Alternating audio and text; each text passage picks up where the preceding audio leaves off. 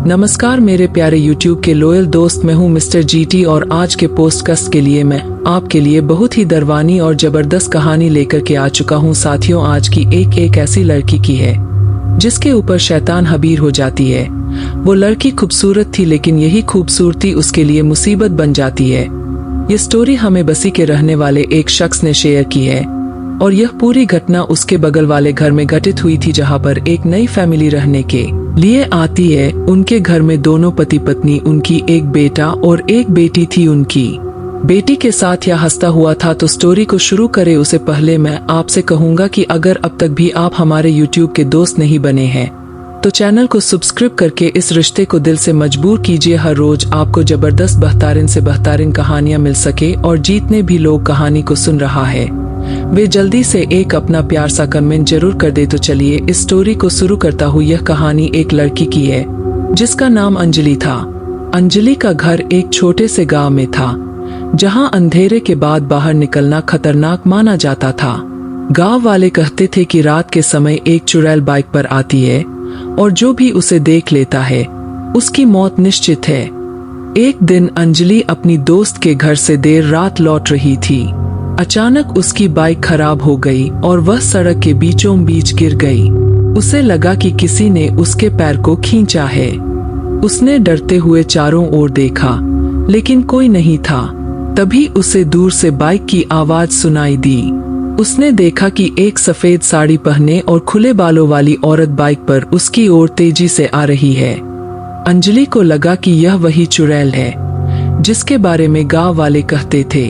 उसने भागने की कोशिश की, लेकिन पैर जैसे जमीन में धंस गए हों। चुड़ैल ने उसके करीब आकर बाइक रोकी और अपनी खौफनाक आवाज में कहा, तूने मेरी बाइक क्यों रोकी? अंजलि की आवाज कांप रही थी। उसने कहा, मुझे छोड़ दो, मुझे कुछ नहीं पता। चुड़ैल ने उसकी आंखों में घूरते हुए कहा, अब तू बच नहीं सकती। और उसके चेहरे पर एक खतरनाक मुस्कान आई। तभी एक टैक्सी पास आकर रुकी और ड्राइवर ने अंजलि को गाड़ी में खींच लिया। ड्राइवर ने कहा, तुम्हें डरने की जरूरत नहीं है। यह एक भूत है जो सालों से इस सड़क पर लोगों को मारता है। टैक्सी ने तेजी से उस सड़क से दूर निकल ली। अंजलि ने पीछे मुड़कर देखा तो चुड़ैल बाइक पर खड़ी उन्हें घूर रही थी। अंजलि अब उस घटना के बाद कभी भी रात में बाहर नहीं निकली। गांव वालों की चेतावनी अब उसे सच लगने लगी थी। अंजलि की बचने की कहानी गांव में तेजी से फैल गई। गांव वाले और सतर्क हो गए और रात के समय सड़क पर जाने से पूरी तरह परहेज करने लगे। लेकिन अंजलि के मन में अभी भी उस रात की यादें ताजा थीं।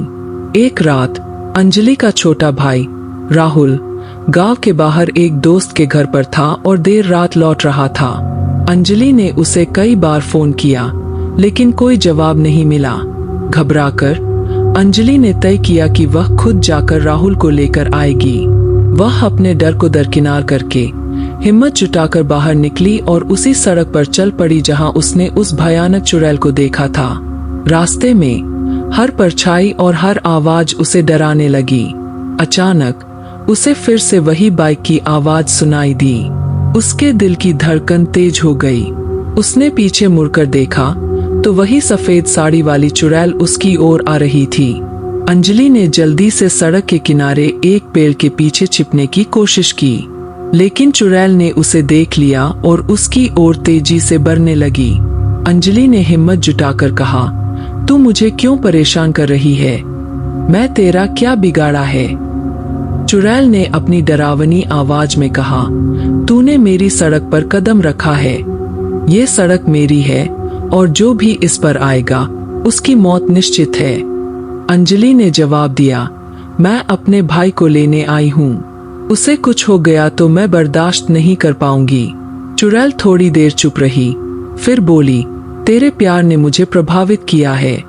तुझे एक मौका देती हूँ। अपने भाई को लेकर तुरंत यहाँ से चली जा और फिर कभी लौटकर मत आना। अंजलि ने जल्दी से राहुल को ढूंढा और उसे लेकर गांव लौट आई। वह और राहुल दोनों सुरक्षित घर पहुँचे। उस रात के बाद अंजलि ने कभी भी उस सड़क पर कदम नहीं रखा और गांव वालों ने मिलकर एक नया रास्ता बना लिया ताकि कोई भी उस चुड़ैल की सड़क पर ना जाए। अंजलि और राहुल ने अपनी जिंदगी को वापस पटरी पर लाने की कोशिश की, लेकिन वे कभी भी उस रात को नहीं भूल पाए। चुड़ैल का आतंक अब भी उनके दिलों में था, लेकिन उन्होंने हिम्मत और प्रेम से उसका सामना किया। अंजलि और राहुल की कहानी के बाद भी उस चुड़ैल का आतंक खत्म नहीं हुआ। गांव वालों ने कई उपाय किए, तांत्रिक बुलाए, हवन करवाए, लेकिन चुड़ैल का खौफ बना रहा। एक रात अंजलि की दोस्त सीमा अपने परिवार के साथ गांव में रहने आई। सीमा को चुड़ैल के बारे में कुछ नहीं पता था। वह अपनी नई बाइक पर बहुत खुश थी और रात के समय बाहर घूमने का शौक रखती थी। अंजलि ने सीमा को कई बार चेताया, लेकिन सीमा ने उसकी बातों को मजाक में लिया। एक रात सीमा अपनी बाइक पर घूमने निकली। अचानक उसे वही सफेद साड़ी वाली औरत दिखाई दी। पहले तो सीमा ने उसे नजरअंदाज किया, लेकिन जब औरत उसके करीब आई तो उसे डर का एहसास हुआ। चुड़ैल ने सीमा से कहा, तूने मेरी सड़क पर कदम रखा है, अब तेरा भी वही अंजाम होगा जो दूसरों का हुआ। सीमा ने हिम्मत जुटाकर कहा, मुझे कुछ नहीं होगा, मैं तुझे नहीं मानती। चुड़ैल ने गुस्से में कहा, तो देख तेरा क्या होता है।